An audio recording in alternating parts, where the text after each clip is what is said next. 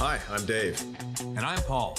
and we're going to challenge you to transform your financial future through the principles of the most profitable business in the world, banking.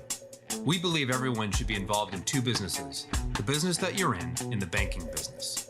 Everyday people can replicate what bankers have been doing for centuries to leverage capital and build wealth through private lending.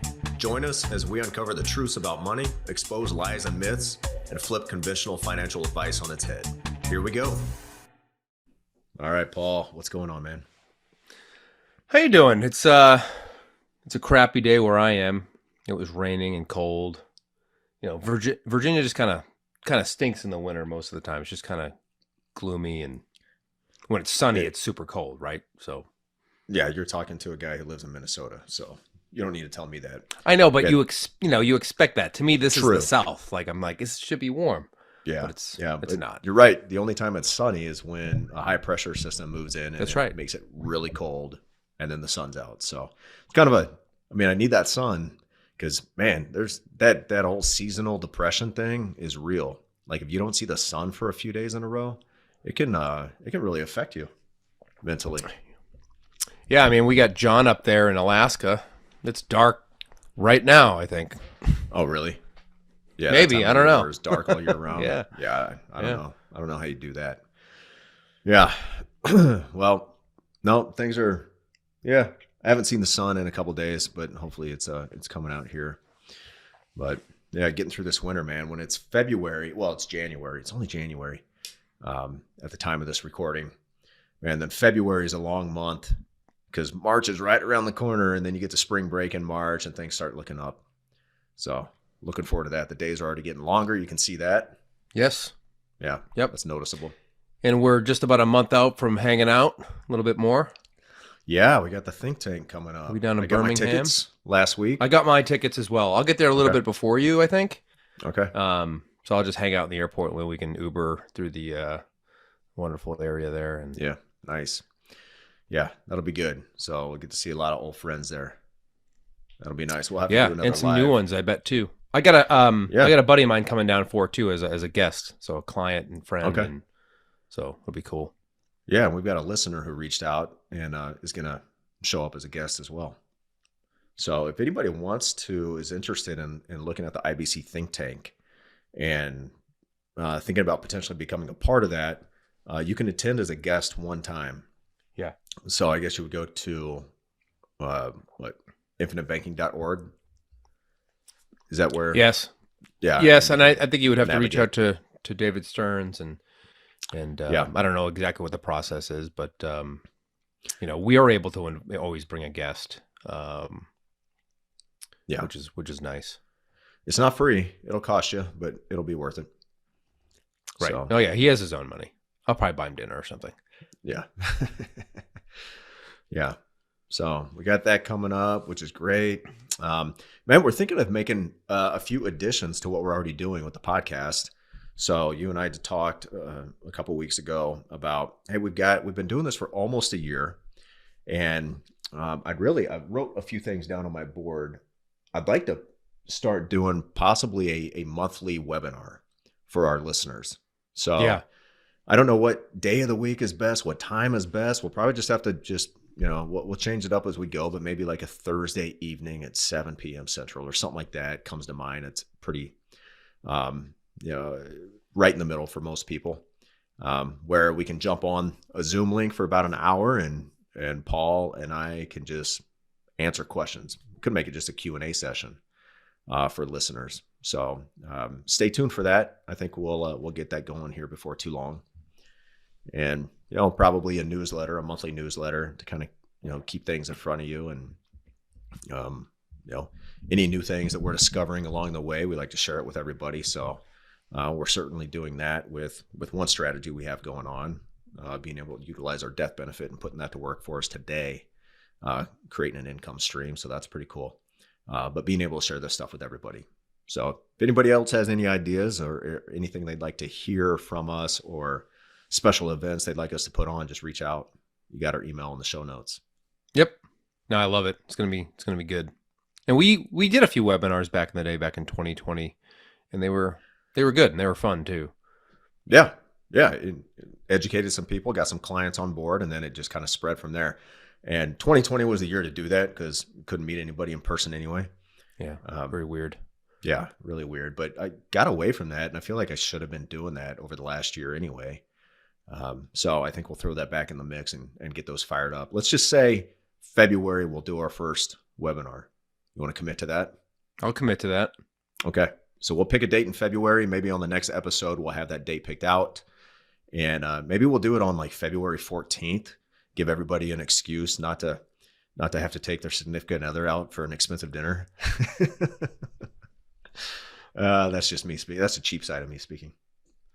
You're just frugal. He's just frugal, everybody. Yeah, just financially responsible is what I say. Right. That's right. Yeah. Women have a different term for it. They just call it cheap. That's right. Yeah. But no, we'll pick a date. Yeah. So hold us to that. We'll pick a date in February and we'll start putting that out there and letting you guys sign up for that. We'll put the Zoom link in the show notes on the next episode. So be looking for that. Cool.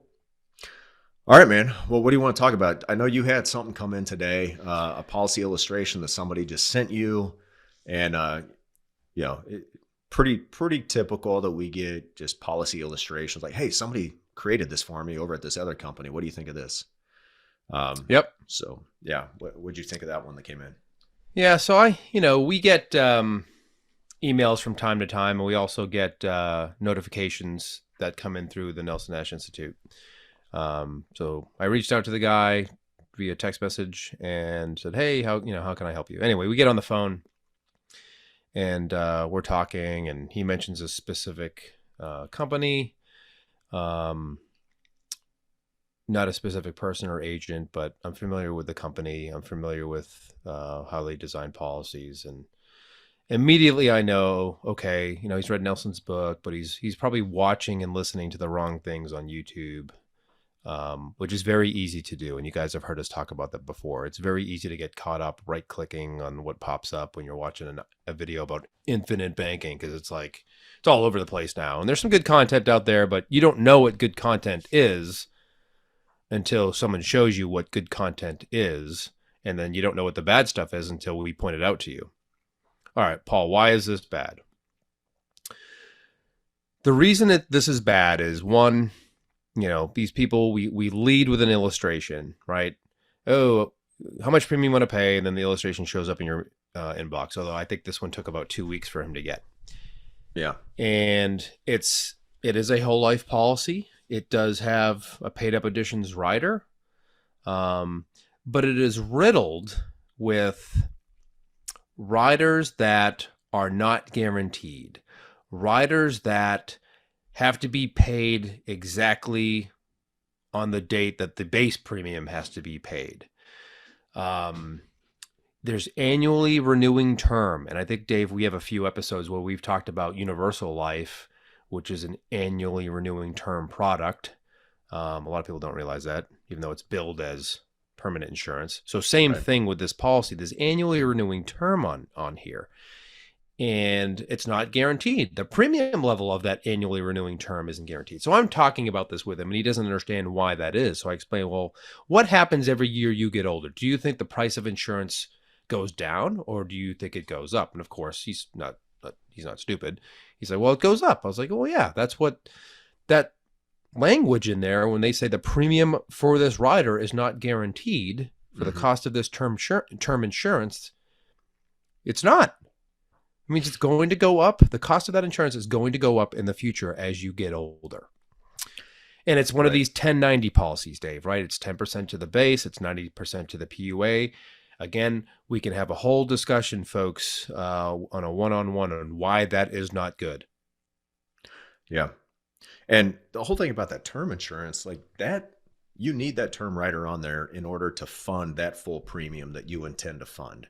So let's say you intend to fund a $50,000 premium. Well, after, say, 10 years, you decide, that term insurance is too expensive. I want to get rid of that. And you let it drop off. Well, guess what? You're probably limited, severely limited now to how much premium you can pay because your death benefit just went down. And unless you want to create a modified endowment contract by paying too much premium, you're not going to be able to fund what you originally thought you'd be able to fund. And therefore, the rest of the illustration looks completely different than what it did at the outset. Yeah. So Yeah. The numbers on the page, right? The illustration that is, these numbers are likely fantasy. Something on that term, Dave, too, is it's annually renewing term. It needs to be there so the policy doesn't mac because we're paying so much premium. We're paying, 10,000 to the base, let's say, and 50,000 to or 40,000 to a PUA. Well, that's pretty aggressive. Or whether it's 10,000 and 90,000 to a PUA, whatever it is, right? If that term's not there, the policy may mech. Yeah. So if the cost of insurance all of a sudden jumps up in a given year because you're now 60 instead of 59 or 49 instead of whatever, and once that policy mechs, folks, it's always going to be a mech. So anyway, you got to know what you're looking at. So I appreciate his sending this to me just so I could look at it. Because I've heard of other agents receiving these from people like, hey, can you take a look at this? Does this look good for IBC? And we end up wasting we'll spend an entire session and I'll just be talking about what is wrong with this and why it's risky for the client to get involved with an agent who would sell something like this. Right. There's a lot of fine print involved there. And a lot of times that fine print says something along the lines of, in order to continue paying said premium or said paid up additions, the insurance company may require you to prove your insurability, which means it's not guaranteed. It's not guaranteed. It's not. It's annually renewing. It's right. You have to qualify for it every year. You lose your insurability, you can't pay the premium. So, and then, your whole plan of now, okay, big deal. I don't have to pay the full premium. That sounds like a good thing. Not when you understand infinite banking, right? Because you're still going to have that same income coming in. Now you need to find somewhere else to put it. Well, if you've maxed out your premium, you maxed out your policy, you have nowhere else to put it other than somebody else's bank. And giving that control and ownership, you're actually giving ownership of that money away to somebody else when you put it in a bank. You're nothing more than an unsecured creditor. The bank owns your money. Yeah, no question. Yeah. Yeah. So the other thing I don't like about these, Dave, is, the idea that we're always teaching our clients is I want the contractual ability to pay high premium for as long as possible. Right. Be it 30, 40, 50 years to the day I die, let's say. These policies don't afford that guarantee, do they? No, No, they don't. And So especially if you're along the mindset that every year I'm alive, I'm going to make more money. I'm going to grow my income every year. Like if that's not your goal, then you probably need to reevaluate what your financial goal is. If your financial goal is not to earn more next year than or earn more this year than I did last year, then there's probably some tweaks you can make to make that your goal, to make that. It's not, I want to save or accumulate this much. It's really all about income. Like, how much do you want to earn? I mean, if you earn $5,000 a month and your expenses are $3,000 a month, I'd say you're doing pretty good. Like you're financially free. yeah, right? doing very well. And that's Absolutely. only making $60,000 a year. Yeah. But if you're making $50,000 a month, but your expenses are $55,000 a month, you're not financially free. You're a debtor. Yeah. So Time to cancel that country club membership there. time to cancel a lot of things that you probably don't need. Netflix too. Oh gosh. Yeah. But anyway, I guess my whole point to bringing this conversation up, folks, is just you need to know what you're looking at.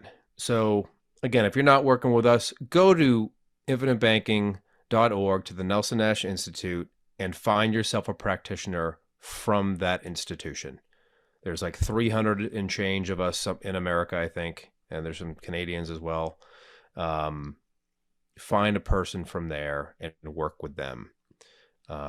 I'd be willing to bet that they would not design a policy that looks like this. Correct. Yep, absolutely.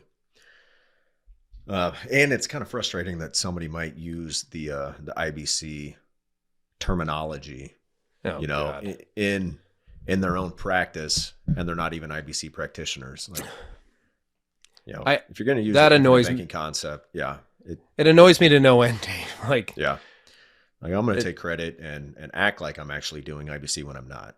yeah, I mean, I'm fairly certain that Nelson Nash wouldn't have designed a policy that looks like this. Right. Because the Fairly certain client, he didn't own any like that. no, the client is assuming a lot of the risk where he should be transferring the risk to the insurance company. In this case, he's retaining a lot of the risk, and that just defeats the whole purpose of what we're trying to do here. Right. It's all about risk offset. Right. So cool. Well, I mean, we kind of mentioned ownership and control in there. So, I mean, we had some thoughts earlier on, a lot of products in people's financial plan, their financial strategy. I guess make them feel like they have ownership over something and control, but in reality, your ownership and control is very, very slim in most things outside of whole life insurance. Yes. Yeah. It's the illusion. It's an illusion of ownership and control. Oh, look, in my qualified plan, I can pick what fund I give up control over every month. And, I put my dollar cost average into my 401k and I get to pick this fund or that fund. Well,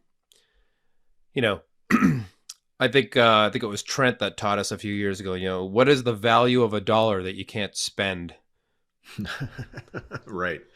Exactly. Right. It's the same as not having a dollar. That's right. For those of you catching up, it's zero. It's zero. Yeah. To put it plainly. Right. Yeah. That's good, man. And there's so many different products like, take 529. Yeah. College savings plan, they like to term it. It's not a savings plan. You're investing. And you're investing in a very limited number of options, and you can only use that money for a very limited number of opportunities. Yeah, mainly actually one thing. Education. Terrible. Right. I get asked about those all the time from people. In fact, whenever I'm talking about IBC or whole life insurance with somebody new, hey, what do you think about this? And then I say, well, I don't like those. Here's why. They're like, okay, great. I didn't have a warm and fuzzy when I first heard about them, and I read about them. I was like, that doesn't make any sense. Why would I want to put all this money? But someone like me, folks, I was totally tricked into buying that stuff. I mean, quite honestly, I was like, okay, yeah. I mean, man, I was intellectually lazy back then. I had to have been. Well, yeah, if you're not planning for your child's college fund, then you're a bad father, right? You're a bad dad. You don't care about your kids. So yeah. But some people might create a policy specifically for something like college education, right? Yeah. And we were talking about that earlier before the call is, some people, I mean, this whole thing is a system of policies, right? Like you have multiple policies. I have multiple policies. Does every policy have its own like segmented purpose? I have one that does that. I created one for the tithing giving I do. Mm-hmm. I figured I'll just capture that in a policy's premium first and then use the cash value loans to go do my tithing and giving. I could do it monthly, quarterly, or annually, however I choose to do that, so long as it gets done. But in general, I think you and I are pretty much on the same page as far as our system. It's multiple policies, all part of the same system. Okay? Yeah. Yeah. So this came up, Dave, with a very recent, very, very intelligent, very good client of mine. All my clients are good, but this one's particularly recent. And we were just chit-chatting on text message the other day. And I think some people because they're programmed to think, this is Lucy's 529. This is Peter's 529 or whoever, or this is Betsy's IRA or whatever. It doesn't matter if you have one policy, 5 policies, or 40 policies. The cash value that you have contractual access to is the cash value. If you need to compartmentalize this premium is for this purpose, that's okay. Just like Dave just said. I don't think of it like that necessarily. I think of all 7 of my policies are just one big banking system, and they're just different branches. The branches can all contribute to the same opportunity, though. Like I might take a little bit out of Carmela's if I have to, a little bit out of Anthony's if I have to, cash value, some out of Tammy, some out of my, whatever it takes for me to get to the dollar amount that I need to do the transaction. That's what I'm going to do. Yeah. So don't think, folks, that you need to necessarily think, all right, this is Lucy's college dividend paying whole life insurance policy that you can do that. If Lucy's the only kid you have, sure, that makes perfect sense. but you can use your premium dollars that create cash value in your own policy to pay for Lucy's tuition. You could use your wife's or your husband's or whoever, right? So don't think that you're kind of shoehorned into like one thing, unless that's just how your brain works. And some people are like that. So one system, it's one system. Right. Some people might like that. I was talking to a guy today who has had a policy for a certain number of years, and he doesn't even know if there's cash value in it. But the way it was sold to him and the way he decided to get that was it's just a vanilla whole life policy. I think no PUA. So all base. And he's just planning that as a retirement policy. So by the time he hits, I think, he said like age 55, he can start taking $3,000 a year tax-free from that for the rest of his life and never run out of money. Right. And I said, great. Now, how about a policy to fund the expenses needs of life? Yeah. Finance the things of life. Right. Because, what's more important, saving for retirement or financing the things of life today? Well, you got to finance the things of life today. You just have to, or else you go into debt or you go without. So there's that. So in his mind, he's thinking, I got this one dedicated for just retirement. So that's my retirement plan, part of it. And this other one will just be to, grow my capital and use it for opportunities. So that's a good mindset too. However this works in your mind, because we're certainly not all the same. Like, I'm not an engineer. When I talk to engineers, sometimes we speak different languages. Yep. And all the time. We want to overcomplicate and overthink everything in general. And I'm like, if that's your thing, dude, do a spreadsheet, create a spreadsheet, track wherever, every dollar that's reserved for a different item, categorized item on your savings list or whatever it is.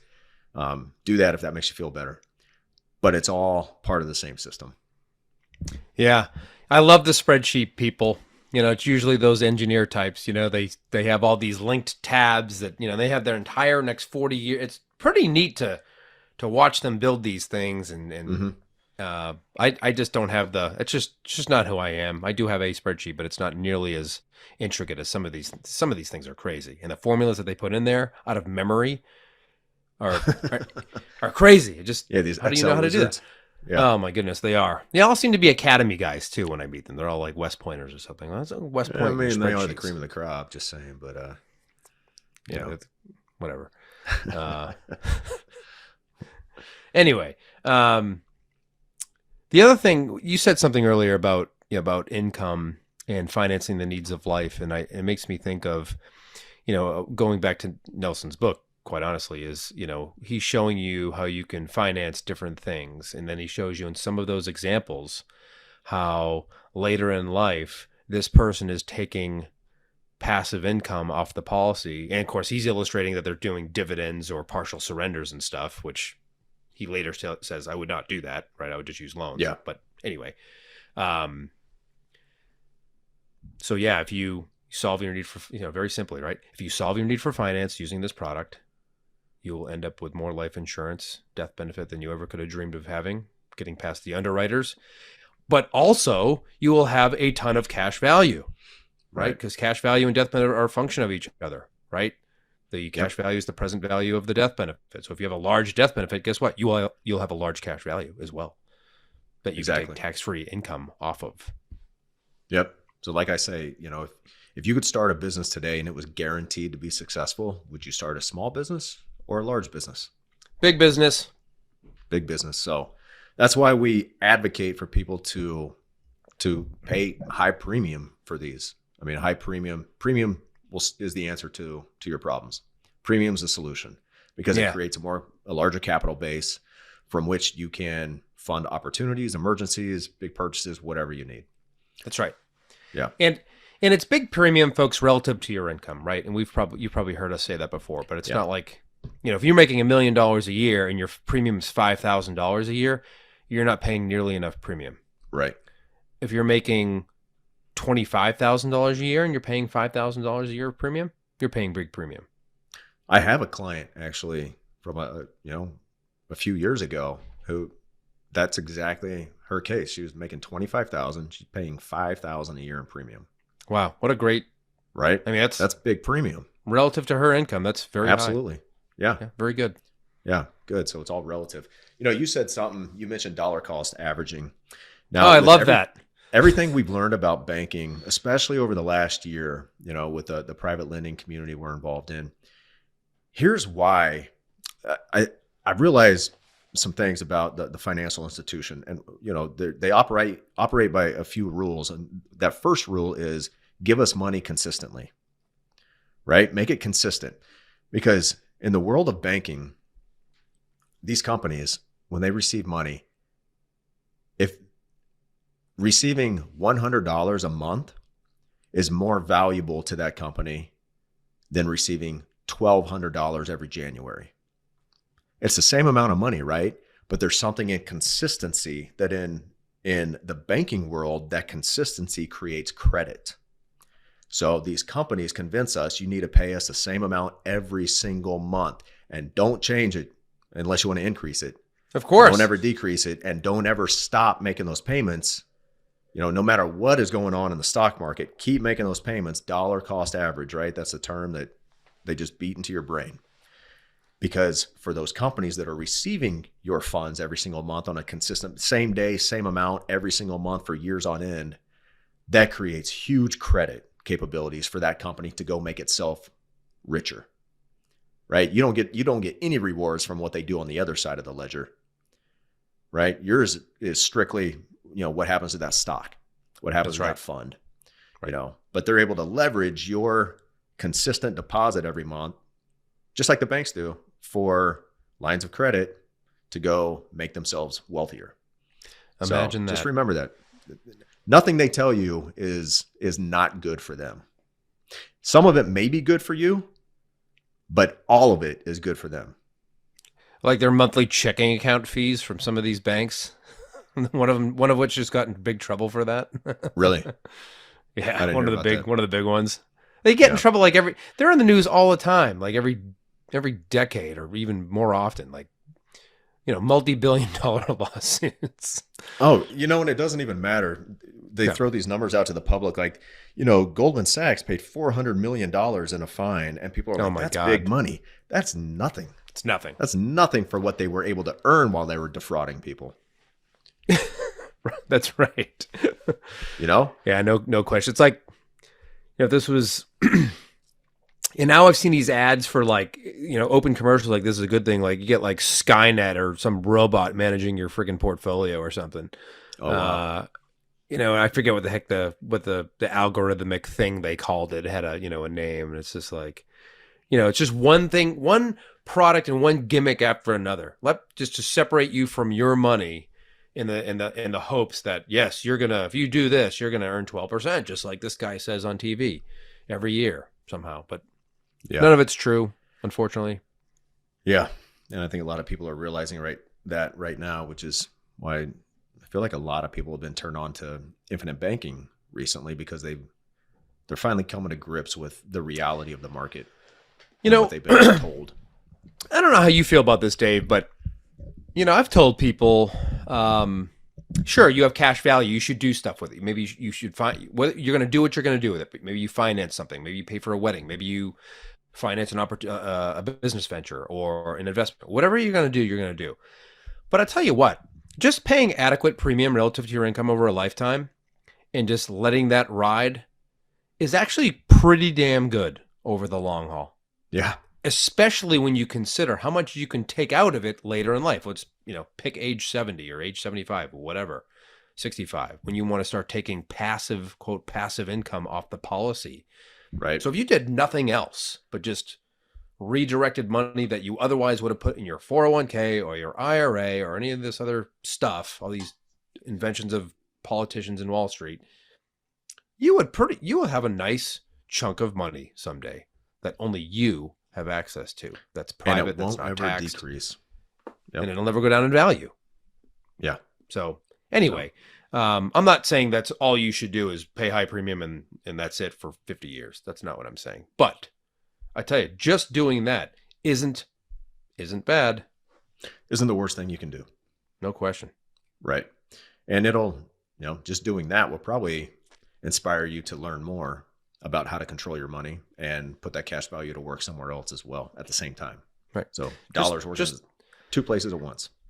and just the money you wouldn't be taxed on, because the money's all in there now. It's not properly used. It'll never be taxed ever again. Right. That has tremendous unknown future value, because Unknown. Yeah. they're going to have to prop up Social Security somehow. Maybe they'll just print their way out of it. Well, that seems to be the way. That's the way. Yeah. So stupid. All right. Well, maybe we'll cover that in another episode. So yeah, maybe we should talk about. Oh, I can't hear you. You went on mute. Did I? Oh, well. I think we lost Paul, or at least. Did you guys lose me? I can't hear you, man. Maybe I lost you. I don't know. But, oh, hey, Paul's gone. It's just me finishing up. So I guess I can say whatever I want about Paul since he can't talk back right now. Nah, but I won't. Anyway, hey, we'll call that an episode, and we'll plan to see you all next week with a new date for our first live webinar in February. Oh, and until then, control your capital, or somebody else will. Hey, thanks for listening, everybody. If you'd like to have a conversation with us to see how you can become your own banker, or if you have any questions or topics you'd like us to tackle on a future episode, please send us an email to davidandpaul@theibcguys.com. And subscribe and leave us a review if you're on Apple. Follow and leave us a 5-star review if you're on Spotify. And please share this with your friends. We'll see you next week.